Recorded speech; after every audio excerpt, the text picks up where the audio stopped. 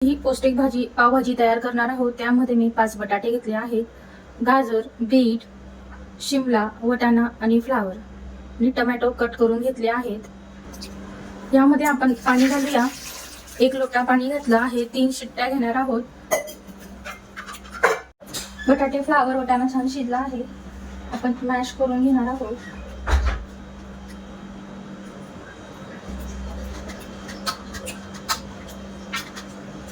मस्त असं मॅश करून घेतलं आहे। कढईत 2 चमचे तेल घातलं आहे। तेल गरम झालं आहे, त्यामध्ये जिरं घालूया, कांदे घालूया। 2 मोठे कांदे आहेत, ते बारीक चिरून घेतले आहे। ते आपल्याला परतवून घ्यायचे आहे। छान गोल्डन ब्राऊन मध्ये परतवले गेले आहे। आता आपण लसूणची पेस्ट घातली आहे। लसूण छान परतवून घेणार आहोत। 4 टोमॅटो आहेत, ते मिक्सर मध्ये वाटून घेतलेले आहेत, ते आपण घालूया। तेल छान परतवून घेणार आहोत।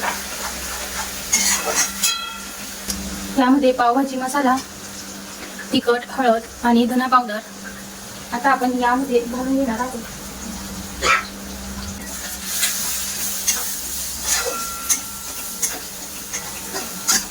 छान मस्त हा मसाला परतवून घेतलेला आहे। तेल सुटेपर्यंत मसाला छान परतला आहे। त्यामध्ये आपण आता पावभाजी घालूया।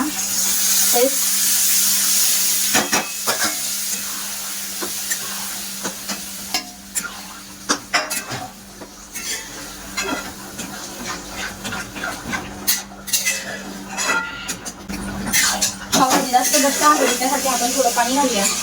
गरम पाणी आहे, परतवून घेणार आहोत। 1 चमचा बटर घालूया।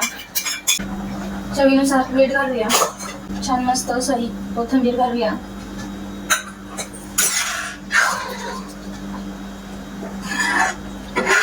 मस्त अशी आपली ही पावभाजी तयार झाली आहे।